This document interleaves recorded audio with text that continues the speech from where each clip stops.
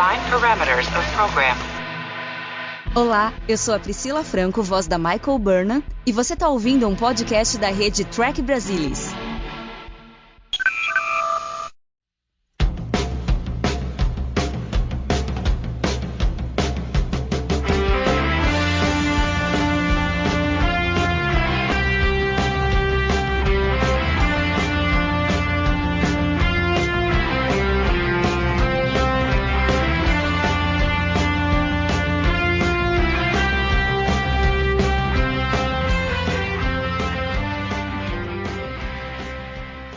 Olá, sejam muito bem-vindos ao Balde do Odo, o podcast da rede do Trek Brasilis para falar sobre a melhor série de Jornada nas Estrelas, Star Trek Deep Space Nine. E hoje vamos falar sobre Profit and Loss, o 18º episódio da segunda temporada. Por favor, não confundir com Profit and Lace, chegaremos lá um dia. E para falar sobre esse episódio ferengue, não sei nem se podemos dizer que é um episódio ferengue misturado com cardassianos, estão aqui comigo Luiz Castanheira. As time goes by, como eu sempre digo. É bom estar aqui.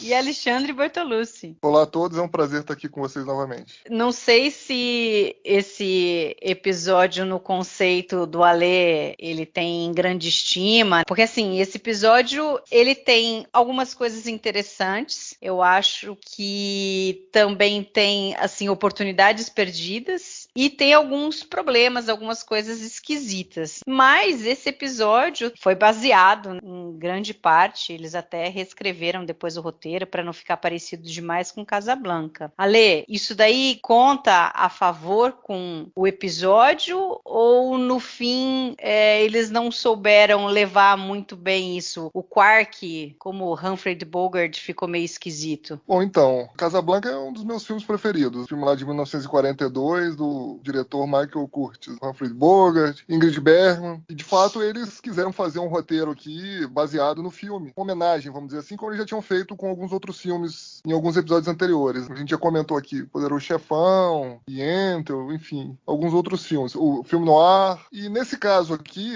eles queriam fazer uma homenagem bem literal mesmo. Inclusive, o título do episódio seria Here's Looking at You, que é uma fala que o Humphrey Bogart faz no filme Casablanca. Só que aí eles perceberam que eles poderiam ter problemas legais, né, com isso. E aí eles evitaram, fizeram algumas mudanças. E aí, assim, não dá pra saber exatamente se uma cópia literal do roteiro iria caber, iria servir bem aqui num episódio de Deep Space Nine. Eu acho que uma tentativa de homenagem, apesar de válida, o produto final, infelizmente, ficou muito aquém do que poderia. Obviamente, o episódio tem os seus momentos, tem algumas cenas muito legais. Oi?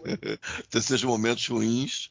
Não, tem muitos momentos ruins, mas tem os seus momentos bons também, né? A gente tem aí a presença do Gara, que sempre quando tá no episódio rouba, né, as cenas. A gente tem vários diálogos interessantes. Mas, infelizmente, o roteiro que foi construído aqui, ele, infelizmente, não se sustenta. A gente teve aí alguns problemas, inclusive de continuidade, que a gente pode falar mais pra frente. A gente tem problemas aqui de acreditar no que tá acontecendo em tela. E a gente tem um problema também de consequências, que a gente não vê. Algumas coisas sérias. Imagina. Então... Algumas coisas sérias aqui que, enfim, deveriam ter consequências e que acabaram não tendo. Então, no fim das contas aqui, infelizmente, não é um grande episódio, mas eu confesso que por fazer muitas referências a Casablanca aqui, enfim, eu confesso que eu não consigo ser tão crítico assim. Obviamente que não é um dos meus episódios preferidos, não é, né? Tá longe disso. Mas eu também não acho que seja um episódio tão apócrifo assim, né? Eu assisto ele de boa. E você, Castanha, quais são as suas, assim, impressões iniciais? Ele dá uma pincelada sobre o episódio antes da gente começar a destrinchá-lo. Eu vejo muito de Casablanca nesse episódio, mas eu não vejo como uma coisa boa. Eu acho que eles mexeram, descaracterizou o que eles tinham em mente. O episódio ficou meio esquisito. Tem horas que parece um pouco amorfo, um pouco confuso. Isso é uma coisa que eu percebo. A outra coisa é que é uma grande chance desperdiçada. Eu acho que tinha alguma coisa ali para fazer colidir o Comando Central, a Ordem Obsidiana e esse movimento Underground aí, ou o movimento, ou o Conselho de Etapa em si, ou o movimento Underground, meio que representando ali o fortalecimento do Conselho de Etapa. Eu acho que é uma chance, tipo assim, as coisas estão no lugar, mas nada é feito feito de maneira muito coerente a respeito. E a parte de consequências é muito, extremamente inconsequente e é extremamente confuso com quem pode o que não pode, o que fez, que não aconteceu e esqueceu, e o cruzador tá do lado de fora da estação, os prisioneiros da troca estão chegando e vai pro crédito e acabou, e que troço de maluco é isso, entendeu? Então é meio que é um episódio complicado, vamos colocar assim, inicialmente. Eu acho que talvez o grande problema aí é que ele foi escrito por um casal, Flip Kobler e a Cindy Marcos, que foi a primeira vez e única que eles escreveram um roteiro para Jornada nas Estrelas. E é interessante porque normalmente quando você tem assim um pitch ou alguém que vai escrever que é novo, a gente sempre vê que o pitch é de uma pessoa nova, o roteiro pode até ser dela, mas em geral ela divide o roteiro com alguém mais de calibre ali da produção, que possa dar alguma arrumada, possa dar uma direção mais para aquilo que eles estão pensando para a série. E isso não aconteceu nesse episódio, quer dizer, pelo menos não creditado. Mas assim, aí eu acho que talvez por conta disso a história tenha se perdido, porque a Natima Lang, que é a cardassiana que chega na estação com os seus 2 pupilos, depois nunca mais é vista. A gente teve algumas coisas falando sobre esse movimento dissidente dentro de Cardassia, com o Tekene Gemor, foi o que mais apareceu, mas a gente teve muito disso nos livros. Então, aquele livro que a gente citou lá no episódio Cardassians, que é o The Never-Ending Sacrifice, ele é muito interessante nesse sentido, porque ele continua não só a história que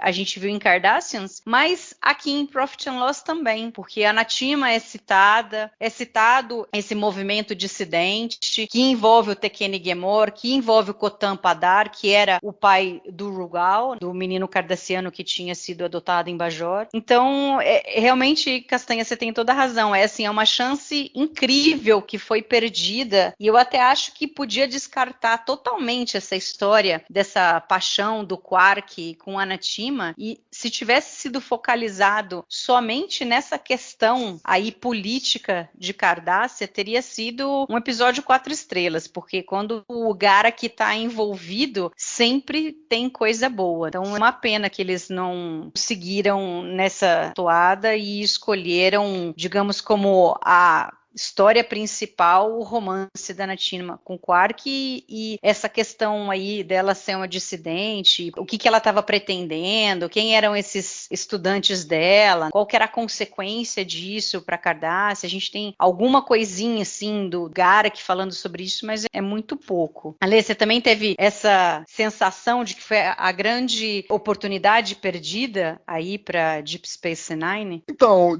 de alguma forma eu concordo com vocês, mas assim, eu, sinceramente, como eu disse, né, por questões aí, talvez, emocionais, tenho aí alguma ligação com o romance que é abordado, né? Acho que a gente nunca deve, vamos dizer assim, subestimar uma relação do passado, é uma coisa mal resolvida, coisa de muitos anos atrás. You must remember this. Exato. Eu acho que a gente nunca deve subestimar isso, entendeu? E eu acho que isso é mostrado no episódio, só que infelizmente a execução não é das melhores. Essa parte política eu acho bastante interessante, mas talvez não seja história para um episódio só. Talvez tivesse que ser aí um episódio duplo, ou mesmo uma trilogia, como a gente viu no início da temporada. Agora, realmente, né, a forma como as coisas foram desenvolvidas deixou muito a desejar, porque a gente começa já o episódio com lá os dissidentes, enfim, a gente saiu de uma chuva aqui de meteoros, o que quer que seja, a gente precisa de abrigo aí na estação. Logo depois a gente vê ali o Garak conversando com o Bashir e depois o Garak vê o trio, né, de cardassianos na estação. Aí ele acha estranho e o pessoal fica meio que, né, com medo ali. Aí você vê ali que tem encrenca, alguma coisa está acontecendo. A partir dali as coisas vão se desenvolvendo de uma forma, eu acho que até interessante, o desenvolvimento. Depois o Quark aparece lá na loja do Garak, eles começam a conversar ali de forma metafórica. Eu acho brilhante essa cena, incrível.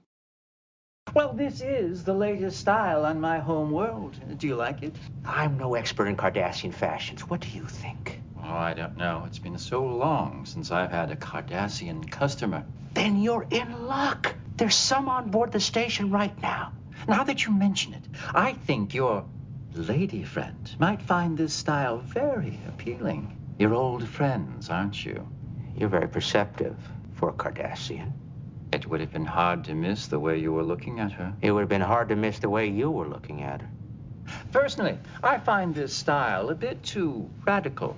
But your friend seems the sort who appreciates that kind of thing. Incrível. Essa cena realmente é fenomenal, essa cena. Eu acho legal. Enfim, aí o problema é que o negócio começa a degringolar quando, sei lá, eu acho que o episódio, infelizmente, faz pouco pro que a gente já viu até agora pro personagem Quark. Por mais que a gente não deva subestimar relações, amores do passado, eu acho que ficou muito pouco crível por tudo que a gente já tinha visto do Quark até esse momento. O cara já tinha se envolvido com sequestro, com sabotagem, e tudo em nome do lucro. Aí, num dado momento, aparece uma senhora lá na estação que ele conhecia do passado. Aí, pô, sem pensar duas vezes, ele quer largar tudo, entendeu? Assim, ficou meio estranho, né? E acho que a partir dali ficou mais difícil de você acreditar na história, né? De você sentir que realmente aquilo era algo crível, algo realmente que pudesse acontecer. Então, acho que isso acabou gerando, entre aspas, essa visão de que algo foi desperdiçado, que se a gente tivesse focado um pouco mais na questão política ali, de Cardassia, da dissidência, eventualmente até um problema ali,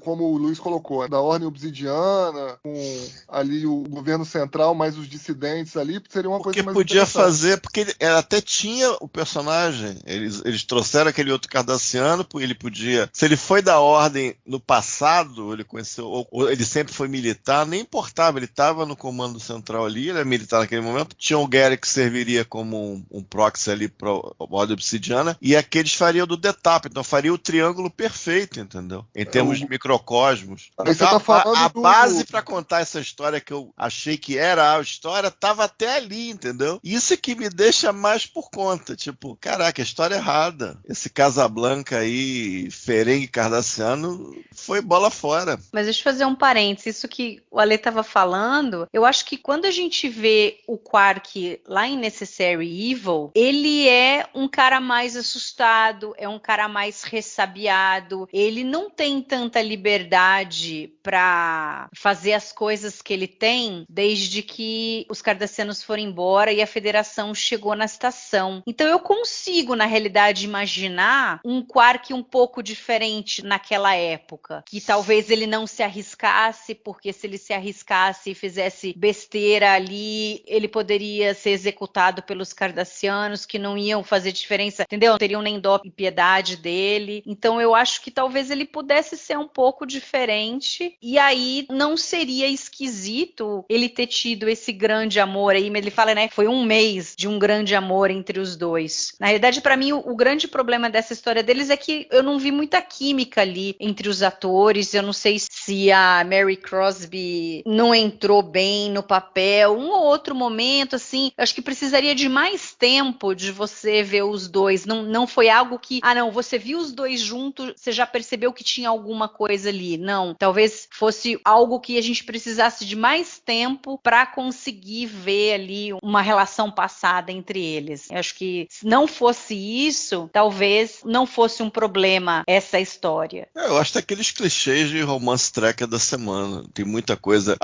Eu acho possível.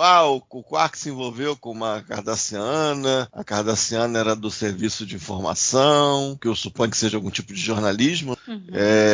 Correspondente de guerra, ou de uma bajora ocupada e tal, por algum interesse humanitário ou não. Isso aí eu consigo aceitar. É que eu acho que tem muita coisa daquele romance tracker da semana, mal comparando, é claro que não é uma atrocidade tão violenta. Eu acho que distorce sim o personagem, talvez não seja tão distorcido que nem o Meridian, que faz com a Dax, da terceira temporada, que é um negócio assim que você não consegue nem acreditar que eles estão fazendo aquilo. Mas aqui tem muita coisa que não soa de acordo com o Quark que a gente conhece. É tipo, eu te amo, vamos embora, você fica fica aqui. E aquela coisa, né? Relacionamento, você vira a tua vida do avesso, assim, de qualquer jeito, em qualquer circunstância. Tem algo errado e você não vê essa química. Se você ainda conseguir sentir vender uma coisa assim extraordinária, uma química extraordinária, que você vai bater o olho, os dois vão ficar perto, vai dar a impressão que a mãozinha sai da pele do braço de um, vai no braço do outro, aquela coisa.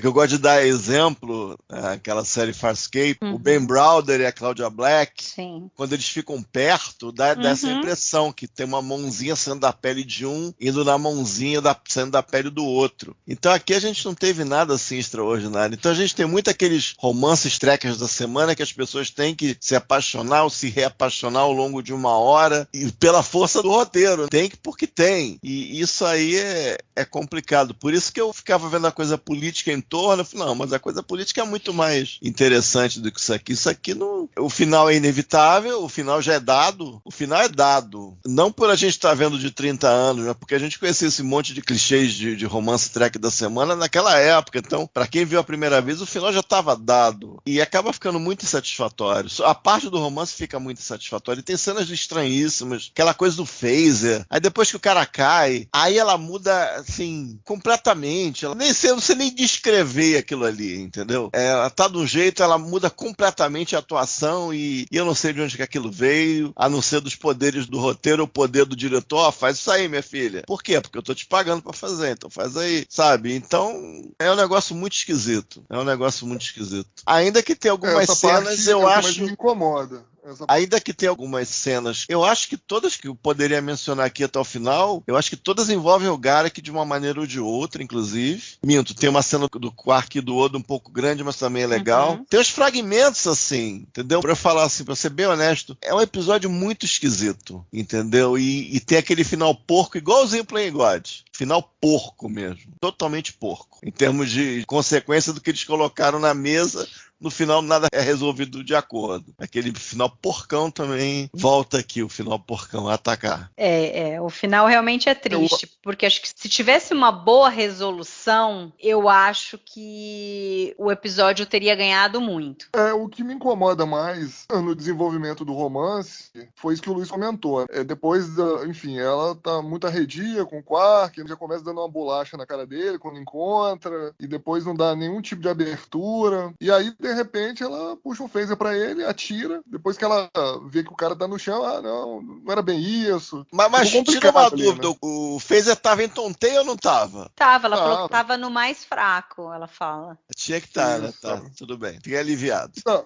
Então, e não houve transição. Foi depois do tiro do phaser, literalmente, que o comportamento dela mudou. E aí ficou ruim, porque se fosse uma coisa desde o começo, ali de repente, eles se encontram ali no promenade, você vê que a mulher tá completamente balançada, vamos dizer assim, né? Assim como o Quark estava, talvez a gente acreditasse um pouco mais. Tudo bem que, assim, me soou estranho quando eu vi o episódio, porque se a gente for parar pra pensar, nessa segunda temporada, a gente já tinha tido Rules of Acquisition, que era uma história de amor do Quark também. Então, assim... E que foi muito melhor, né? Eu acho que foi mais crível. Aqui, por mais que o background poderia tornar a história mais crível, o comportamento que o roteiro determinou para a atriz aqui no caso, né, fazendo a personagem aí, a Natima, o personagem não soou crível, verdadeiro. Então eu acho que a parte em que o romance começa já não começa muito bem, porque não me parece muito crível. A mudança de atitude dela é muito brusca. É uma ruptura muito grande, porque no começo ela não dá confiança nenhuma pro Quark, inclusive já chega dando uma bolacha na cara dele, né? Depois a gente não tem em momento algum tipo várias tipo coisas que você... sinal de que de fato ela ainda teria algum tipo de interesse nele, e depois o negócio acontece. É que eu acho desagradável, assim, que me chama a atenção negativamente essas coisas, tipo esse tapa, dá a impressão que é o tapa só pra fechar o teaser. Cara, quem é essa mulher? Tipo, quem é essa mulher que deu tapa no Quark? Me parece aqueles romances tracks da semana mesmo, cheio de clichê, que é aquela força arbitrária do roteiro para as pessoas ficarem junto, e o final já é dado que não vai ter continuidade. Então, por exemplo, essa coisa do tapa parece que é pra fechar o teaser ali. Conhece a Cardassiana, quem é ela? Então aí dá-lhe um tapão. O Quark vai desesperado em cima dela e dá aquele tapão. Então esse tipo de coisa que ficou chato com o tempo. sabe? Coisa que você olha assim, pô, que droga, hein? Podia ser de outra forma. Por isso que você chega, quando os três estão sentados, primeiro o Bashir olha, que o Bashir já teve experiência com o Rugal, ele pode ter botado pra dentro assim, tem alguma coisa acontecendo aqui. Aí você já pode entender desse tipo. Aí depois, quando o Garak chega e começa a olhar de cima a baixo, olha na Tima, você já fica falando assim, aqui tem história, ele pode conhecer, ou ele estando ali, eles não contavam com ele estar ali. Então você começa, na sua cabeça de espectador, você começa a sentir as coisas. O episódio pode ir pra ali, pra ali, pra ali, pra acolá, pode dar um clima, um clímax legal, a gente pode ouvir coisas sobre o Garak, pode ouvir coisas sobre o que a gente veio a conhecer da Ordem Obsidiana, que acho que nem havia sido introduzida, se eu não me engano, e as internas de Cardassia, que é interessante, é uma raça que se mostrou ao longo do tempo interessantíssima. Então, você vê que é diferente, né? Você vê as oportunidades sendo aproveitadas, e aquele tapa, o Quark meio correndo pra cima dela e tal, você já, pô, não é por aí, entendeu? E pra mim ainda tem uma coisa que, assim, não é justo eu julgar o episódio por conta disso, porque um livro, ele não é canon, ele não faz parte, a gente não pode aceitar como as coisas que são escritas num livro como a verdade sobre os cardassianos. Mas assim, eu não vejo também do lado da Natima que ela, por exemplo, ficaria com o Quark. Nesse momento, realmente, pode até ser que antes ela tivesse alguma coisa, assim, mas da maneira como eles colocam os cardassianos, fica difícil acreditar nisso daí. Mas enfim, acho que foi uma tentativa ali, eu acho que tem coisas que funcionaram, coisas que não funcionaram, talvez se tivesse uma química mais entre os personagens, talvez tivesse sido mais crível, mas enfim, é só uma outra coisa perdida, porque eles fazem homenagem à Casablanca, e aí uma boa parte aí não fica muito, assim, algo que faz a gente se identificar ali com a história. Mas aí falando ali logo do começo, eu gosto muito da cena do Bashir com o Garak, né? A gente pode agora começar com as coisas boas, todas as cenas do Garak, eu adoro quando eles estão discutindo ali, fala, não, você é um espião ou você é um exilado? Aí o Garak fala, pode ser que eu seja um espião exilado. Aí, ele fala justamente Bashir, a verdade, né? Aí o Bashir, pô, mas as duas coisas não se combinam. E o cara falou, mas eu não disse que eu sou os dois. Então é muito legal essa troca com eles. E realmente, não, nesse momento... eu não admiti que eu não sou nenhum dos dois. Nenhum dos dois. Fishing again, Doctor? But assuming you're not a spy, Assuming. then maybe you're an outcast. Or maybe I'm an outcast spy. How could you be both? I never said I was either. E é interessante que ele é exatamente o espião exilado. Essa fala é clássica. É engraçado, né? Por ter o Garak, acaba tendo alguma coisa do texto que você acha interessante, né? Essa fala é clássica, né? Uhum. Você lembra assim, às vezes você lembra, deve ser do episódio maior e tal, com maior grife e tal, mas é desse episódio do Profit and Loss. Não, e tem coisa interessante, quando ele vai falar com o Sisko, no final, quando ele fala, você pode aparecer lá na minha lojinha, que tem uns ternos muito legais pra você. Oh, and if you'd like, stop by the shop one day. I have a number of suits that would look quite flattering on you. Aí eu penso em duas coisas. Eu penso no The Way of the Warrior, que de fato, eu acho que não é um spoiler grande, eu acho que não estraga pra ninguém, que ele chama o Garak, eu não vou dizer pra quê, pra tirar a medida dele pra um terno novo. E de fato ele chama o Garak pra tirar as medidas dele pra um terno novo. E ele já tinha algumas medidas, inclusive. Provavelmente ele já tinha ido antes lá. Então The Way of the Warrior eu lembrei. E eu lembrei do In the Pale Moonlight, porque dá aquela impressão que ele diz assim, quando você precisar de mim, eu tenho uns ternos lá que podem te servir. Então eu pensei as duas coisas quando ele jogou essa... É porque o Andrew Robinson, ele fala de um jeito, parece que tem, sei lá, 10 linhas de texto e tem 100 de subtexto. É um negócio tão denso, tão pegajoso, no bom sentido, que dá um tesão legal nas interações com ele, com o personagem dele. E são sempre interessantes, entendeu? Da forma como ele chega no Ops, a forma como ele chega falando com o Sisko, da forma como ele fala com o Sisko. É bem legal também, uma cena legal também. Ou seja, ele e o Bashir e depois ele e o Sisko. Interessante. São duas coisas que a gente eventualmente viria em grandes momentos da série de fato e ver que funciona entre esses personagens. Parece que o Garak funciona com qualquer um, aliás, né? Uhum. É quase como o Auberjonois e o hidrante. O Andrew Robinson também, toda vez, qualquer fala que ele tem, eu não sei, parece que os caras sabiam escrever para ele. E a maneira como ele fala as mas falas.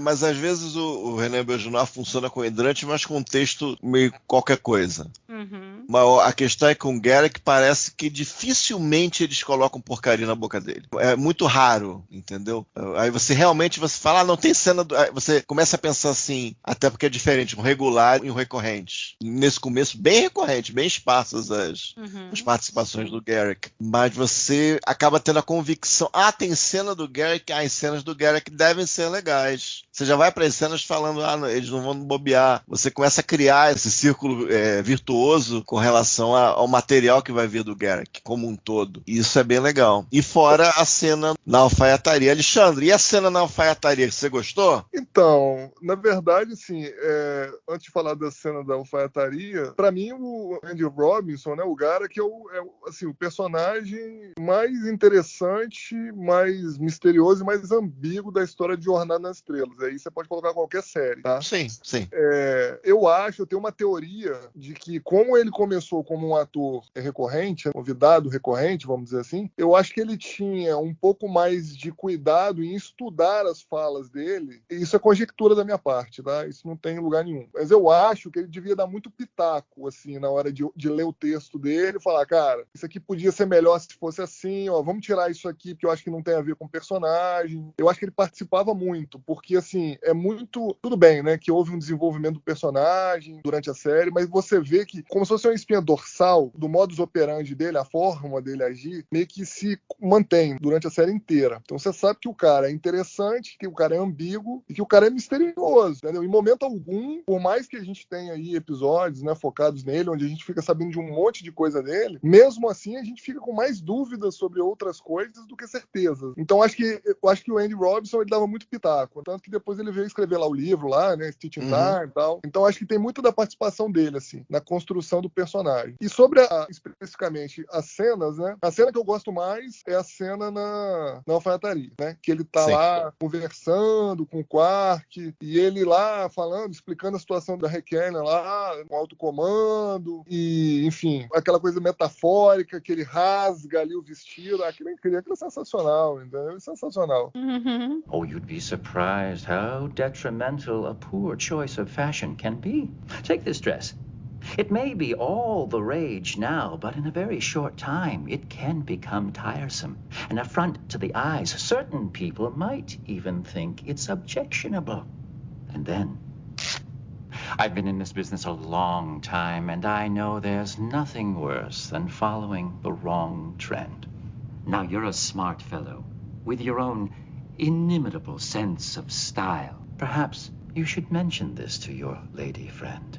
I'd hate to see her fall victim to fashion. E você vê ali, cara, que tem ele na verdade, mais ou menos o que a Mari falou, né? Ele interagindo com qualquer um ali, o negócio sai bom, mas ele com o Quark é muito bom, ele com o Odo sempre é muito bom. Eu gostava dele com o Bashir e com o Sisko, mas acho que com o Quark e com o Odo, onde ele brilhava mais, né? Obviamente. E você vê que, assim, o Quark já entra, você fala, ih, rapaz, esse negócio tá esquisito, hein? Será que tem a ver lá dele ter visto lá a Cardassiana e tal? E aí a conversa vai se desenvolvendo de um jeito, assim, cara, que você é pego ali no meio ali, você fala, rapaz, o que é isso? O cara tá falando um monte de coisa ali, como diz o Luiz em subtexto ali, em metáfora, analogia, enfim, o adjetivo, o eufemismo que você quiser usar. E depois você vê isso continuando quando ele conversa com o Sisko. E é muito legal a cena, porque você vê na tela, do lado direito, a nave se aproximando devagarzinho e ele adentrando ali operações devagarzinho também. Então ele tá chegando junto com a nave, praticamente, assim. Você vê tanto a nave quanto ele chegando, assim, andando devagar, né, de frente. Então achei uma cena bem bem bacana. Depois eles vão lá pro escritório do Cisco e ele continua dizendo, não, eu sou apenas um mensageiro, tô apenas vindo trazer aqui a mensagem e tal. Veja bem, entendeu? E o Cisco,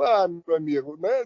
Sai fora. Tipo assim, você ainda quer me enganar que você é só um alfaiate, né, cara? And if they were dangerous, would the Central Command entrust the situation to me, a simple tailor? Which only confirms what I have suspected all along. You, Mr. Garrick, are no simple tailor. Não, de forma alguma. Inclusive, depois você passa lá na loja pra você ver, tem uns ternos que eu acho que vão te caber muito bem. O jeito que ele fala. Eu achei muito legal. Quando eu não lembrava dessa frase dos ternos, eu falei, putz, legal. E ele fala sempre com um sorriso cínico na cara, né? Você vê que o cara tá sendo cínico, que ele tá sendo, porra, esse cara tá querendo dizer outras coisas além das coisas que estão saindo da boca dele. Não, e você não sabe o que ele quer realmente, porque ele fala pro Quark tomar cuidado pra ele não se envolver com a Natima, ele dá a dica pro Quark, e aí ao mesmo tempo é ele quem fala pros Cardassianos que eles estão ali, e no final é ele que mata o Gul e faz com que possibilite a fuga da Natima. Então ele joga pra onde ele precisa, ele esperava que uma coisa fosse acontecer, não aconteceu, que ele tinha a intenção de fazer alguma coisa para voltar às graças do Comando Central, ou no caso, na realidade, era muito mais da Ordem Obsidiana, que a gente não sabia nesse momento, que seria isso, só lá pra frente, que a gente vai descobrir que ele fez parte da Ordem Obsidiana. Quer dizer, com ele nunca se sabe, né? A gente vai dizer que sim, mas ele sempre vai dizer que sim e que não. Mas ele queria, de alguma forma, sair do exílio. E aí ele acha essa brecha, ele fica procurando essa brecha. E aí, a hora que ele vê que não vai dar nada, aí ele fala, bom, então eu vou para outro lado aqui. Esse cara que eu não gosto vai saber se ele não tinha alguma história com Gul Toran e, sem mais nem menos, apaga o cara e pronto, e segue o barco, entendeu? Ele continua ali no exílio e a gente vê mais pra frente, agora no final da temporada, o quão pesado isso tá sendo pra ele. E o legal é que é o primeiro assassinato de muitos que ele comete, né, na série, que a gente vê em tela, e é um cardassiano que ele mata. Aliás, não é só o primeiro, né, aquele cardassiano que ele vai matar na série. E o interessante é o que ele fala depois. Ele mata o cara, todo mundo fica olhando pra ele, ele fala, tá vendo, às vezes algumas pessoas não deveriam ter sido promovidas, entendeu? Aí como se ele tivesse resolvido o problema, né, da promoção errada. Tipo, eu matei o cara não devia ter sido promovido, eu resolvi o problema, eu matei ele, tá tudo certo. E ele pisca, né, ele mata o cara, ele literalmente dizimou o cara, né, vaporizou o cara e nem piscou ali, certo? Por favor, peguem sua nave. É que o tom do episódio é muito errado, mas porque você pega essa cena só, esse pedacinho é impressionante, que diz muita coisa. Ele é o alfaiate da estação. Sim, mas o que ele faz ali, você fica, caraca, e aí, esse cara? E aí ele saindo e conversando com o Quark, e aí eu acho que é a cena talvez mais significativa, que mais me remete a Casablanca, os dois saindo no final, quando exatamente o Humphrey Bogart deixa que a Ingrid Bergman vá embora, e aí ele sai junto do comissário francês, eles saem junto, né? E aí a conversa dos dois aqui é muito bom, né? Por que você matou o Toran? Por que você deixou a professora Lang ir embora? Eu não tive nenhuma escolha, eu amava ela, e aí o cara que fala, né? Eu amo Cardassia, e é por isso que eu tive que fazer isso. You have to tell me. Why'd you do it? Shoot Turan. Why did you let Professor Lang go? I have no choice. I love her. And I love Cardassia, which is why I had to do what I did. E até o final ele sustenta isso com relação a Cardassia, porque ele era do esquema, ele fazia parte do esquema, ele cresceu no esquema, acreditava no esquema, mas depois que ele foi por exílio e que passou a fazer parte ali de estar muito perto da federação e tudo, ele não perdeu a maior parte das coisas, mas ele incorporou outras, e que daí no final fez com que ele tivesse uma visão diferenciada ali de Cardassia, do que ela precisava e das mudanças que precisavam ser feitas, e tanto que no final ele volta para ajudar na reconstrução do planeta. Então é muito interessante isso dele. E não deixou de amar. Ele é um patriota. No fim do dia ele é um patriota. Sim. É muito diferente do Dukat.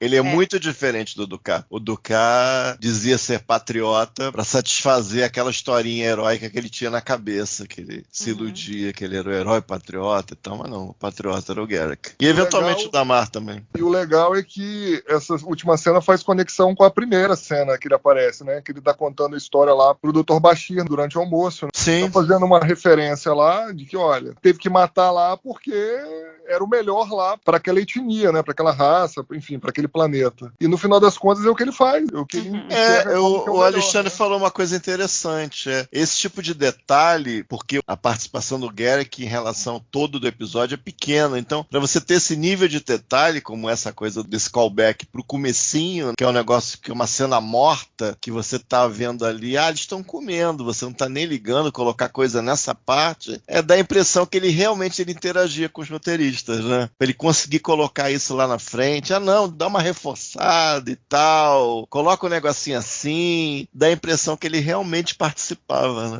né? Interessante a ideia. Acho possível, acho bem possível. E no final, qual foi o pensamento dele ali? Tipo assim, eu vou fazer o trabalho sujo desse cara aqui e não vai me adiantar em nada e esse cara vai ficar de boa. Ou ele pensa que o movimento deles ali é de alguma maneira importante também? O que vocês acham? Eu acho que era os dois. Ele pensa um pouco dos dois? Eu acho que ele pensa nos dois. Ele fala, o cara vai me lascar aqui, né? Vai furar meu olho, vai sair por cima. Eu vou matar 3. Ele teria que matar o Quark, não? Ele fala que vai matar o Quark? Eu acho que sim, não sei. Ele fala que sim. Ele fala que sim, que ele não ia deixar testemunha. Não ia deixar testemunha? Não ia poder deixar testemunha, né? Pesado isso, hein, gente? Caraca. Porque a priori ele mataria todos e iria embora. Exato. Na cabeça dele. Isso, voltaria pra casa. Então vocês acham que ele estava contando que ele já poderia acabar o exílio de alguma maneira ali, fazendo isso? Eu acho que sim. Aí o cara chegou e deu um choque de realidade nele. Ele falou, não, meu amigo, daqui, né, quem vai resolver essa parada sou eu, e você vai continuar aqui no exílio e tudo certo. A gente acaba aqui com uma parte do movimento dissidente, você continua sendo um coitado aqui, exilado, e eu vou virar legato, sei lá. O próximo, sei lá, né? É o próximo, acima do Gul, né? É o legado. É isso aí, meu amigo, entendeu? Durma com um barulho desse. Aí ele falou, cara, quer saber de uma coisa? Eu acho que vai ser bom o movimento continuar pra ter uma discussão saudável em Cardácia, porque os militares não estão fazendo um governo razoável. Eu vou matar esse cara que eu não vou com os cornos dele, entendeu? Esse cara tá me enchendo o saco. E, cara, tá tudo certo. Já que eu não vou voltar pra Cardácia, tá tudo certo. Tá tudo tranquilo. Eu vou guardar pra uma próxima oportunidade. Aí ele passou fogo no cara. Eu não sei, não, se ele acreditava no movimento, não. Eu acho que ele fez isso pra provocar os cardassianos, do tipo, vocês estão me deixando exilado? Eu dei uma informação, vocês continuam querendo me deixar exilado? Então tchau, Gul, e consegui fazer com que o povo aqui fugisse e vocês não vão conseguir pegá-los, entendeu? Eu acho que foi meio que um recado dele. Se ele acredita ou não, ali não acho que era a motivação dele, entendeu? Não, eu acho que eles são importantes, eu vou deixar eles fugirem, eles podem ajudar a Cardácia depois. Eu acho que é muito no começo para ele ter essa visão de que Cardácia precisa mudar. Eu acho que só cai a ficha quando Cardácia, talvez ali em Probable Cause The Dice Cast, quando a Ordem Obsidiana cai e é dizimada ali com aquilo ali. E, aliás, é quando o Conselho de Etapa assume. Quando a Ordem Obsidiana cai, aí o The Etapa Council assume sobre os militares e passa a ter o poder sobre eles. E aí eles só conseguem retomar quando acontece a traição do Ducat. A questão lá com os Klingons, que isso prejudica muito, né, o Conselho de Etapa, ali aquela guerra com os Klingons que se começa por conta deles acharem que tinha... Aliás, o Dominion já estava por trás. Ele já estava criando essa coisa de todo mundo ficar achando que alguém poderia ser um fundador infiltrado e tal. E aí, depois disso, o governo civil cai, aí a hora que o Ducat sobe e faz o acordo com o Dominion. E aí eu acho que, talvez nesse começo, com a queda da Ordem Obsidiana, o Garak já sente que a coisa tá indo pro brejo, e aí, obviamente, quando eles fazem o acordo com o Dominion, aí ele vê que Cardácia tá perdida ali. Então, mas é porque você não levou em consideração os acontecimentos em Second Skin, que é logo no começo ali da terceira temporada.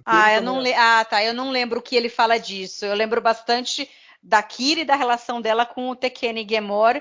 Lembro do Garak, óbvio, sendo o cara que leva eles até lá, mas eu não lembro dele com essa relação, com esse underground. Então, mas Você lembra? Fala aí, Alexandre, você lembra? Então, eu não quero dar muito spoiler, mas assim, ele ajuda, né? No final das contas, ele só sai dali porque ele levou e depois ele resgatou. Ele, enfim, ele mas acaba... aí era a Kira mais. Não, tudo bem, Mari, mas assim, aí é o contexto. Ele ajudou a Kira, mas ele ajudou lá o Gemor lá, né? Uhum. Entendeu? Então, assim, ele já estava ali numa vibe de, entre aspas, opor o que estava acontecendo em Cardápio, entendeu? Ou ele estava se opondo ao Ducati mais uma vez? Então, mas o Ducati representava os cardassianos naquele momento, os militares cardassianos de alguma forma. É que talvez fosse assim, não sei, na visão do Garak, que talvez era o cara que estava impedindo que ele pudesse voltar. Então, mas é porque ele dá fim num cara da Ordem Obsidiana também, né? Uhum. Entendeu? Sim, então, assim, sim. Eu acho que assim, a centelha começou nesse episódio aqui, que a gente tá comentando, entendeu? E esse aí depois vai ter outros desdobramentos, obviamente, mas acho que o negócio começou aqui nesse aqui. Dele começar a entender que as coisas tinham que começar a mudar, entendeu? Pode ser. Eu acho que se tivesse esse raciocínio que a Mariana fez do recado do Garak, se fosse um recado, ele tivesse falado com o tenente da nave que estava ali encostado em DS9, eu aceitaria. O problema é não ter sido feito nada. Aí eu acho forte demais, né? Tem um cruzador ali, aparentemente era o capitão. O capitão entra em DS9, o cara é vaporizado. O cara volta pra Cardápio e ele vai falar o quê? Eu parei em DS9, o capitão entrou, foi vaporizado e eu voltei pra casa. Sabe? E foi o Garak. Aí o povo entendeu? fala... Se o Garak abrisse uma comunicação, falasse pro cara lá, é isso. Aí o cara ficasse em silêncio, dado marcha ré embora, até ok. Mas do jeito que foi, pô, não tem como, a nave tá ali, pô. Isso daí talvez seja mais pro charme do Garak. Eu acho que pior que isso eles tinham feito um acordo de que eles iam essa trocar, parte é trágica. né, os três, né, a Natima Lang com os dois pupilos dela, por prisioneiros bajorianos que supostamente não deveriam existir mais nenhum desde Homecoming. A não ser que a gente eles diga mentiram não. de novo. Ou então continuaram mentindo, que eles estavam mentindo no Homecoming. Então, ou talvez, assim, porque não ficou claro, porque eles falam assim, esses eram todos prisioneiros que não eram sabidos ser prisioneiros. Era um campo de trabalho forçado que ninguém sabia que existia, que eles tinham dito que... ninguém sabia. Era um trabalho de campo não tão forçado, né? Mas enfim. E ali eles não sabiam. Pode ser que esses daí eram prisioneiros que tinham sido anteriormente presos durante muito embora é meio ridículo, porque Cardassia não prende ninguém. Quando também tem isso. Ela julga ali, mata todo mundo. É todo mundo considerado culpado e é tudo morto. Pois é. Não sei se eles tinham ali alguns prisioneiros. Só se foi no estilo de guardar, eram prisioneiros no estilo de vou guardar esses que eles podem ser úteis de alguma maneira. E talvez que já era sabido. Mentalidade cardassiana. Eles já eram sabidos, prisioneiros sabidos, que como não teve, e a gente falou sobre isso em Duet, do grande sofrimento de Bajor, é que não teve um acordo com Cardassia com relação a isso, não teve uma anistia dos bajorianos que fizeram algum crime durante a ocupação, nem nada, e nem os cardassianos foram julgados pelo que eles fizeram, então ficou meio que uma terra de ninguém aí, ficou um imbróglio isso daí, e aí quando um ou outro advertidamente é pego, acaba sendo julgado, então não sei, mas realmente esse é um imbróglio, esse negócio desses prisioneiros que eles colocaram, porque daí o que o governo cardassiano e o governo bajoriano falaram? Não teve troca de prisioneiro, os cardassianos fugiram, aí os prisioneiros bajorianos vão voltar a continuar sendo presos, o Odo nunca vai saber. O Odo soltou, o né? Sisko vai encarar consequências, o Odo vai encarar consequências. Isso, o Odo fala assim, não, vou liberar geral, liberei geral. O Odo se safou com um puxão de orelha a la O'Brien em Capit Pursuit, mas sem aparecer em tela. Exatamente. Aí ficou com aquela cara do Playing God, né? Jogarem o proto-universo no quadrante Gama e tá resolvido. Tá resolvido. E esse aqui também. Tem um cruzador cardassiano orbitando a estação e tem os prisioneiros vindo. As duas coisas são resolvidas fora de tela. Sabe-se lá Deus como. Fora o cloaking device adaptativo do Quark, né? Plug and play. No melhor estilo do cloaking device da série clássica do Enterprise Incident. Que era só plugar na Enterprise e o negócio funcionava, assim, numa boa, entendeu? Mas isso seria menor. Essa coisa da nave e dos prisioneiros, gente, sei lá, meio que... Outra coisa que incomoda também é, assim, o Sisko ter sido comunicado pelo governo bajoriano somente, né? Tipo assim, eles me comunicaram aqui, não há nada que eu possa fazer. Também não me parece o Sisko. Não, nem um pouco. Entendeu? Não me parece o Sisko. O Sisko ia, né, botar pra quebrar. Falar, meu amigo, como assim? Não. Ia dar carteirada, né? Eu sou o emissário, meu amigo. Como assim? Entendeu? Não é assim, não, eu acho que eles tentarem fazer, eu acho que faz sentido. O Sisko só repassar e não fazer nada que é ruim. E aí deixaram pro Odo fazer. O Odo faz o que se esperava que o Sisko fizesse, que era de alguma forma fazer com que os 3 não fossem entregues aos cardassianos. Aí vocês acham que ficou meio fora o Odo? Ok, a gente tem aquela discussão o Odo acha o que é justo, o que não é justo, o que é justiça, e aí ele resolve a justiça é eles fugirem e não serem entregues aos cardassianos, então eu vou agir dessa forma, mesmo que a lei diga que eu tenho que agir de forma diferente. O Odo tem essas coisas, né? Essa justiça. Mas, de novo, ele tá tomando essa decisão baseada em informações que sei lá de onde que ele tirou. Se os caras são da resistência, exatamente o que a gente sabe da vida desses caras? Estão vivendo eu suponho, né? Que eles não são professor e pupilos dando palestra na universidade para conscientizar. Eles já estão na vida, eles já estão aparelhados. Então, eu acho que até então não. Eles estavam fugindo porque exatamente aconteceu alguma coisa que fez com que eles fossem descobertos. Eu acho que eles tinham, né? É que daí eu também... O problema é que eu li o livro e o livro conta essa história de uma maneira. Poderia, não sei de que maneira que eles pensaram. Melhor, eu acho que até melhor.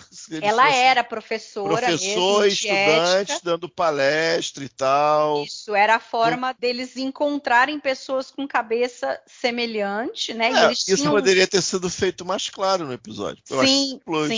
E aí os estudantes, no caso do livro, eles começaram a distribuir panfletos. Eles já distribuíam alguns panfletos com algumas ideias no campus universitário. E aí depois eu acho que isso acabou saindo para uma região maior, para um bairro. E aí eles fugiram. Aí acabou que a Ordem Obsidiana falou, não, chega, e decretou a prisão dos 2. Só que daí a Natima fugiu com eles, embora ela, na realidade, fosse a cabeça do negócio. Os estudantes é que foram muito porra loucas e se expuseram demais dentro de uma sociedade que isso não seria isso aí possível, seria interessante eles colocarem. Eu acho que seria um caminho melhor com os elementos já dados pelo episódio. Eu fiquei pensando... Mas os 2 atores também são muito fracos. A atriz praticamente não fala nada, o cara fala um pouquinho mais, mas é muito fraco ali. Ela fica olhando pro chão, é um negócio muito estranho, gente. Com a mão assim na frente, né, segurando a mão como se fosse assustada, tal. O que mas é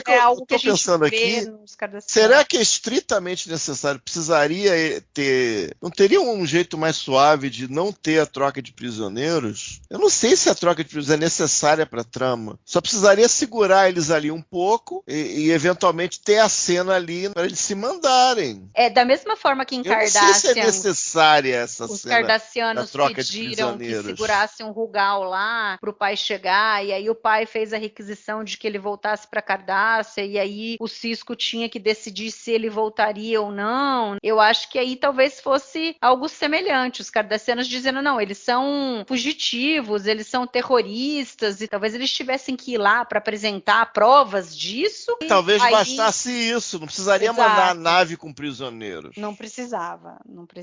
Realmente, essa parte de trama, eles fizeram um cagadão assim, sei lá, desnecessário. Eles poderiam ter aquele final sem necessariamente ter a nave vindo, né? Eu acho que nesse caso é porque se a gente fizer um paralelo com o mundo real, por exemplo, quando nós temos países que, sei lá, tem problemas diplomáticos, não existe extradição. Não tem extradição. Então, teoricamente, Bajor não poderia extraditá-los. Teria que ser via troca realmente de prisioneiros, né? Como ocorre, por exemplo, Estados Unidos e Coreia do Norte, por exemplo. Não tem extradição, entendeu? Se aparecer um coreano do Norte lá nos Estados Unidos, pedindo asilo, o que quer que seja, não tem extradição, entendeu?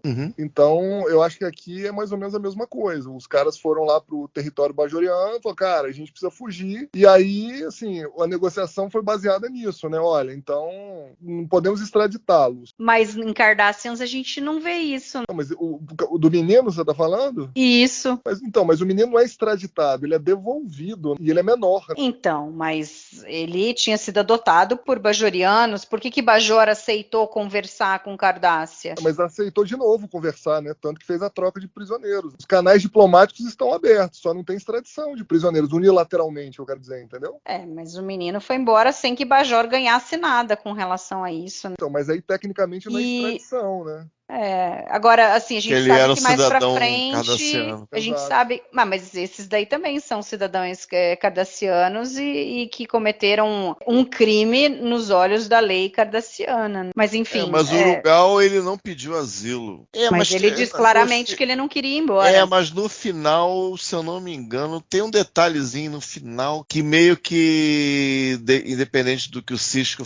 Caramba, não tô lembrando do finalzinho do episódio do Cardassians. Tinha alguma coisa que meio que deixava a decisão do Sisko em segundo plano, eu acho. Não, é o fato de, na realidade, o Ducati que planejou para a esposa ser morta, ele ter o ataque, e ele pegou o menino e colocou o menino para adoção. Escondeu o menino para usar depois contra o Padar. Então, quer dizer, o Rugal não tinha sido deixado para trás pelo pai, nem nada. Ele tinha sido, digamos assim, sequestrado. Tô lembrando errado. Só que ele foi sequestrado pelos próprios cardassianos, não foi nem os bajorianos, então, quer dizer, é um imbróglio ali. E a gente sabe, eu não sei se talvez nesse momento ainda não tivesse sido falado, obviamente em tela a gente não viu, eu não sei desde quando, mas a gente vai saber mais pra frente que eles estavam já tentando fazer um acordo, né, de Cardassia com o Bajor, diplomático e tal. Então, pode ser que tivessem nessa a gente vai ver depois. Esses prisioneiros aí, se tirasse os prisioneiros, eu acho que já ajudava muito, muito. Porque a questão do Garak ter matado o Ghul, e aí os caras iam saber que foi o Garak, e aí eles não iam fazer nada porque era imbróglio deles lá dentro da Ordem Obsidiana, entendeu? Então, mas esses prisioneiros é muito sem noção. Fica uma coisa... que brigado ou não brigado, o Enabran Ten era o mentor do Garak, então eles sabem disso. Eles vão pensar, antes de matar o Garak, eles vão pensar várias vezes, entendeu? Talvez faltasse uma cena dele falando com o cara da nave, alguma coisa assim. Seria bem mais robusto, até daria uma pitada, entrar um pouco mais na mente do Garak, talvez, sobre a decisão final. Mas do jeito que foi apresentado, eu acho muito de qualquer jeito, sei lá. Afinal, com o cruzador e os prisioneiros vindo, fica assim, pô, caramba, isso aqui não tem como ser satisfatório. Não tem como. Uma coisa engraçadinha, o Odo tá lendo ali um livro, I, The Jury, e quando o Quark chega para conversar com ele. E essa cena também é muito boa, né, Lê? Eu gosto dessa cena até um dado momento ali. Depois acho que começa a ficar pouco crível, né? Do Odo falar que vai soltar, mas não por causa do Quark. Ali eu achei um pouco de exagero. E as próprias reações do Quark. Eu acho que ela fica um pouco longa demais, eu acho. Eu sinto que ela fica um pouco longa também. Eu acho que ali também a tentativa de fazer alguma coisa cômica ali com o Quark, entendeu? Então, ok, né? Você tá fazendo isso por você, não por mim. Então não tô te devendo nada, muito obrigado. Eu não, sei lá, não me sou muito bem. Naquela altura do campeonato fazer esse tipo de joguinho ficou feio, ficou meio bobinho mesmo. Ele tava discutindo a vida dos três, né? No fundo. Mandar eles de volta pra Cardassian é praticamente uma sentença de morte. Ele ainda se lembrar de fazer essa brincadeirinha ali, realmente Aí ele lembra que ele é o Quark, ele lembra quem ele é. Mas aí complica. Você tem que estar dentro da história que você tá vivendo naquele momento, pô. Aí lembra que é o Quark, bota umas palavras, ao acaso.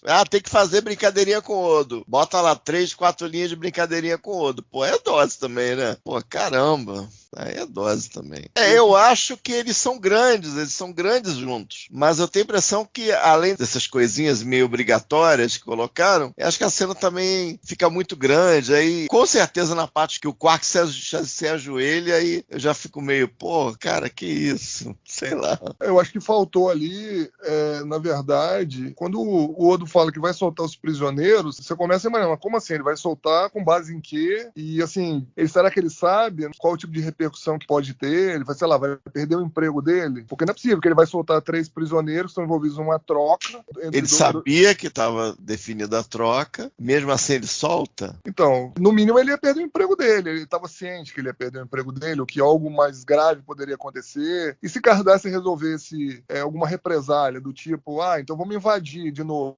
entendeu? Que negócio é esse? Vamos invadir a estação, entendeu? Não, e Bajor, né? Ele deixou de conseguir recuperar presos bajorianos que estavam lá sofrendo na mão dos cardassianos. Então, mas a gente não sabe o que aconteceu, esse é o problema.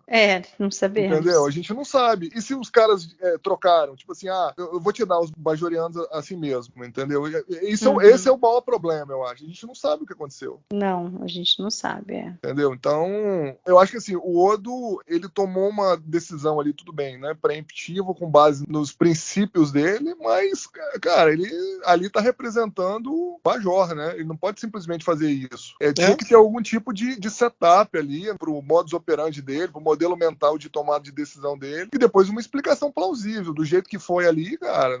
Mas o episódio tem que acabar. Mas tudo bem, mas aí escreve direitinho, né? Senão fica...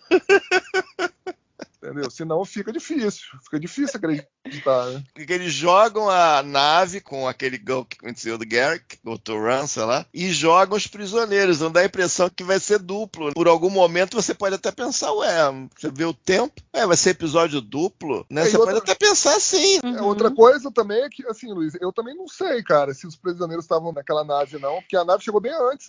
Não, eles falam que eles estavam vindo, porque eles decidem a troca depois que a nave cardassiana chega. Sim. Não, eu falo assim, eles estavam vindo. Tem a nave que o capitão foi vaporizado, e tem uma outra nave vindo com os bajorianos. Pô, imagina os bajorianos, eles estão chegando em Diacidade, retorno e volta pra Cardassia, vê pela janelinha, cacete, gente, imagina os prisioneiros, caramba, gente, é muita loucura. Uma coisa bem cardassiana, assim, abre a escotilha e joga eles, né? Vocês não queriam eles, estão aí, né? Joga eles no planeta aí, entendeu? Aquela máxima que eu sempre falo, o que interessa não é bem a decisão que é o problema. Dificilmente, pelo menos, vai ser a decisão mesmo que vai ser o problema. O problema é a consequência. Podia bolar um triplo, que o Odo faz isso, aí matam os prisioneiros, o Odo, sei lá, é processado, perde o emprego, aí vai ter uma outra trama, ele vai voltar, entendeu? Sabe? A gente vai descobrir o segredo do Odo, entendeu? Sabe? Não é bem a decisão, é ter alguma consequência. Do jeito que foi aí, tipo, não, tem que acabar com 45 minutos. E as duas naves que estão ali, uma ali e a outra vindo. Esquece, é a solução. Aí você fica lembrando do Playing God, que foi o último que a gente fez. Fica bem complicado. E agora, com o benefício de ter visto a série toda, há muito tempo, a gente vê também que, esses 3 personagens, eu não sei se tem menção, né? Eu acho que não. Eu acho que nem menção tem. Não. A gente nunca mais os viu e não existe nem menção. A gente vê o movimento, a gente ouve falar do movimento, de alguma maneira eles ajudaram ali na esteira ali dos acontecimentos do Way of the Warrior. Então, pelo menos essa trama, assim, meio por alto, a gente não sabe muitos detalhes, nunca tivemos muitos detalhes, mas foi para algum lugar essa trama. Mas esses 3 personagens entraram naquela nave e nunca mais. E nem depois, quando o Tekene Gemor fala que daí ele tá na resistência e tudo, mas não é citada na Time, eu acho. Não. Eu acho que não. Não. Enfim, é uma pena. Acho que isso perde muito. Teria sido interessante a gente ter outros episódios que desenvolvessem mais essa história. Ale, tem mais alguma coisa aí que a gente não falou que você gostaria de falar sobre o episódio? Vou falar um pouquinho da direção. Eu gostei da direção do Robert Wiener. Ele já tinha dirigido 8 episódios na Nova Geração, alguns bons episódios. Para citar aqui Who Watched The Watchers, Data's Day, Lessons, Parallels, para nomear 4 que eu gosto aqui que ele dirigiu. Ele usou uns ângulos interessantes, bastante incomum de serem usados ali em Ops, que é pegando uns ângulos bem baixos, assim, e mostrando as janelas. Tem umas janelas, assim, superiores lá em cima, que deu um trabalho danado na época para fazer o cenário, porque eles tinham que colocar aquelas estrelas ali de fundo, atrás das janelas em si, né, para dar uma impressão de fato que é o espaço. Isso gastou tempo e dinheiro para fazer, eles praticamente não pegavam tomadas ali, filmagens ali dessas janelas. Ficam bem em cima do Ops ali mesmo, bem para cima ali, no pé direito alto ali, mais de 3 metros de altura ali. E é bem interessante, principalmente ali quando os cardassianos, né, os dissidentes chegam ali em operações e vão conversar com o Sisko. A gente percebe isso. Ademais, eu acho que ele não teve muita responsabilidade, porque o roteiro, enfim, né, não é muito bem amarradinho. Ele também tem um cronograma relativamente exíguo, né, para poder filmar ali 7 a 10 dias ali. Então, foi o que deu para fazer, não comprometeu e, infelizmente, ele não voltaria mais.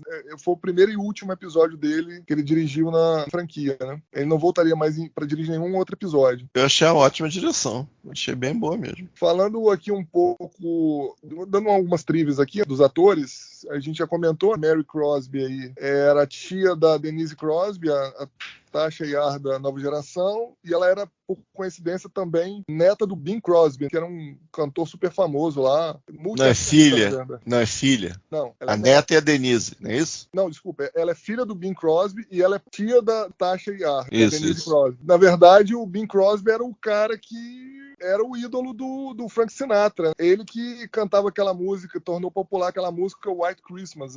Ele tinha um monte de música de Natal, né? Mas a mais famosa, a mais conhecida é White Christmas. Uhum. Ele foi o cara que mais vendeu disco na história do mundo. Ele vendeu mais disco que o Michael Jackson, que o Elvis Presley. É um cara muito conhecido lá nos Estados Unidos. Ele tem 3 estrelas na Calçada da Fama em Hollywood. Uma como cantor, uma como ator e a outra eu não lembro exatamente. Mas ele tem 3, pra vocês terem uma ideia. Então a Mary Crosby aí fez o papel da Natima. Depois teve a participação também da Heidi Swartberg, a Raquel, né? Vocês não gostaram muito da atuação dela. Gostei não.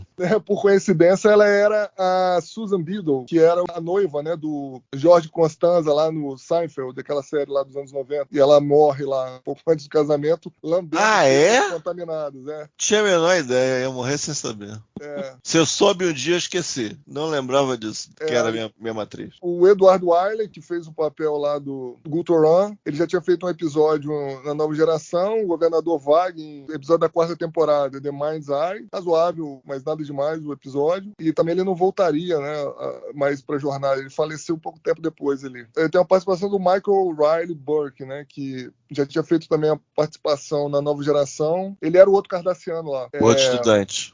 Exatamente. Na verdade, ele estreou como ator na Nova Geração, como Borg Goval, em Descent, parte 2, na 7ª temporada da Nova Geração. Ele fez esse papel em Deep Space Nine, depois ele faria 3 episódios em Enterprise. Ele era o noivo e, posteriormente, o marido da T'Pol em Enterprise. Koss é esse ator. Interessante isso. Ele é conhecido também por ter feito um filme em 2002.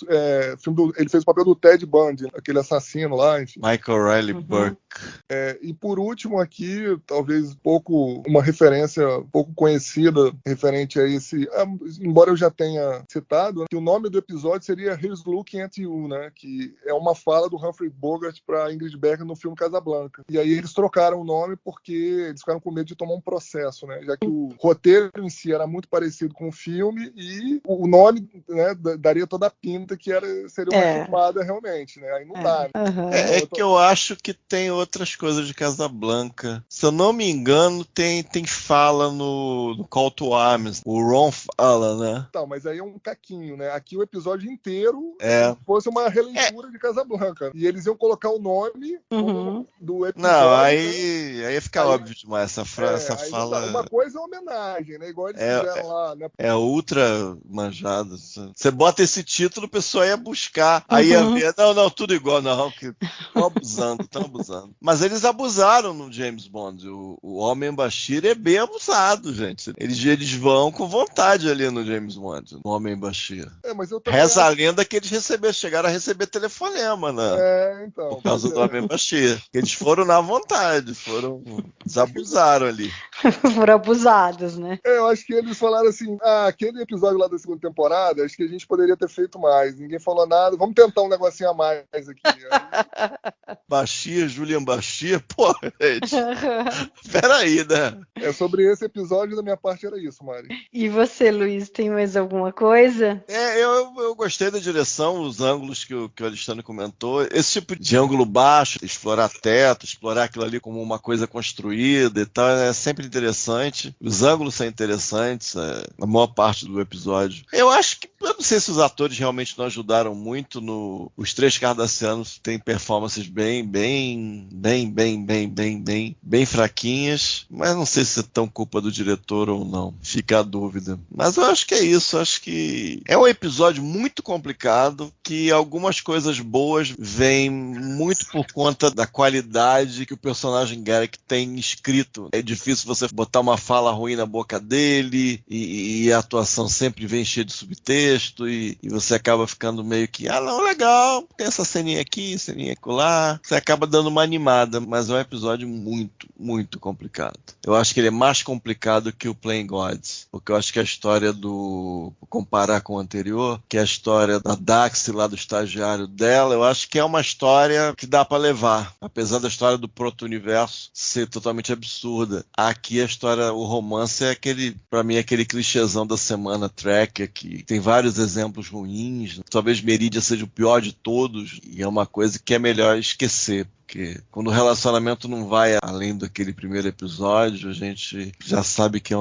geralmente é um sinal de que aquilo ali foi para aquele propósito, é tudo automático e tal. E eventualmente Jasnine teria alguns relacionamentos mais duradouros, que legais, né? Tem os O'Brien, depois teve o segundo relacionamento do Cisco, depois teve o Worf e tal, Kiriodo, entendeu? Você teve e você tem essa coisa da continuidade, que você vai ajustando e tal. Quando eles têm que se apaixonar naquela hora, por motivos não tão claros, como a química que não tem ali, você envolve um ator convidado geralmente. É difícil. Tem episódios realmente lastimáveis nesse subgênero, e esse aqui tá nesse meio, infelizmente. Mas acho que é isso aí que eu me lembro. Muito bem, então diz aí, qual que é a sua nota, Castanha, para esse episódio? Eu vou dar 2 estrelas, mas porque é o Garak. Eu acho que se fosse outro personagem, eu ficaria em 1, porque eu tenho muitas restrições ao episódio. Se a gente pegasse só as cenas do Garak, seria sempre 4 estrelas, né? Isso ou próximo disso, porque é diferenciado mesmo. Inclusive, tem um vídeo que, se eu não me engano, só tem falas do Garak da primeira e da segunda temporada, que é muito interessante. Ele consegue pegar as falas desse episódio e fazer uma narrativa, misturar com imagens, até do Necessary Evil. Ele trapaceia um pouco, usa imagens do Necessary Evil, acho que usa imagens do crossover, e faz uma narrativa com o Garak que é muito legal, e só das 2 primeiras temporadas você vê que tem pouca coisa, tem pouco material. Aí você fica, caramba, mas o cara é muito diferenciado. O cara tá em outro universo mesmo. Quando você pega a série inteira, pra quem não conhece, eu vou contar uma história autobiográfica. Eu organizava uma reunião de jornada aqui no Rio de Janeiro. A gente passava episódios e tal em décadas passadas, muito tempo atrás. Eu lembro quando eu encerrei a reunião, eu fiz questão de fazer um clipão, um highlight do Garak. E você vê aquelas cenas todas juntas, gente. Se juntar, tem série aí que se juntar todos os personagens, não tem aquelas cenas todas, não. Em termos de variedade e de profundidade. E é um personagem que eu acho muito diferenciado em Jornada. Não é aquela coisa só do cara que é o anti-herói, acontece, mata, engana, é esperto. Não, é um cara que realmente tem profundidade, que a gente consegue, à medida que o tempo passa, a gente consegue sentir por ele, mesmo ele tendo feito e ser capaz de fazer coisas horripilantes. Mesmo assim a gente se importa com ele. Então era meio que é um anti-herói que a gente, ao invés de ser o vilão, vilão que a gente gosta de odiar, é o anti-herói que a gente gosta de amar. Então é o personagem Garrick aí. Assim, é meio que o concurso pra mim. Falar do Garrick, eu falo pouca coisa pra falar, e quando chegar The Wire a gente vai poder falar de montão do Garrick. Tá chegando o episódio aí. Aguardem. Ale, e você? Qual que é a sua nota pra Profit and Loss? Eu já tinha dado spoiler no começo, são 2 estrelas também. Eu não posso dar menos de 2 estrelas também por um episódio que faz referência a Casablanca e que tem o Garak. Eu também fico com 2 estrelas, porque só o Garak já vale, embora seja uma oportunidade perdida aí de ter desenvolvido mais essa história sobre Cardassia e os dissidentes, e o final horrível, que fica tudo em aberto e a gente não sabe nada do que aconteceu, das consequências. Ainda assim, eu acho que o que tem dele de bom é muito bom da parte do Garrick. Fechamos então esse episódio e vocês estão preparados, porque agora vem uma maratona aí de 8 episódios bons para muito bons. Chega agora de coisa mais ou menos. Então vai ter muita discussão. E aí, só dando um pequeno spoilerzinho, no próximo episódio a gente tem participação especial em Blood Oath, e depois em The Maquis parte 1 e 2 também teremos participação especial. Só não vou dizer quem serão os nossos convidados, mas assim vocês ficam esperando para poder ouvir o episódio. Então, obrigada a você que ficou até agora ouvindo. Comenta lá nas nossas redes sociais, no trekbrasilis.org, na nossa página do YouTube. A gente está no Facebook também, e no Instagram e no Twitter. Só digitar lá Trek Brasilis que vocês acham. Aí a gente tem o nosso grupo no Telegram também. Se você quiser entrar, sempre tem todo dia notícia fresquinha do que está saindo de Jornada nas Estrelas. E Ale Castanha, muito obrigada por esse bate-papo. Acho que hoje a gente meio que quase que bateu um recorde de bate-papo sobre esse episódio, só para mostrar o quanto o Garrick é bom e vale a pena falar sobre ele. Show de bola. Valeu! Valeu, até a próxima. Muito bom. Então até daqui 15 dias, pessoal. Tchau, tchau.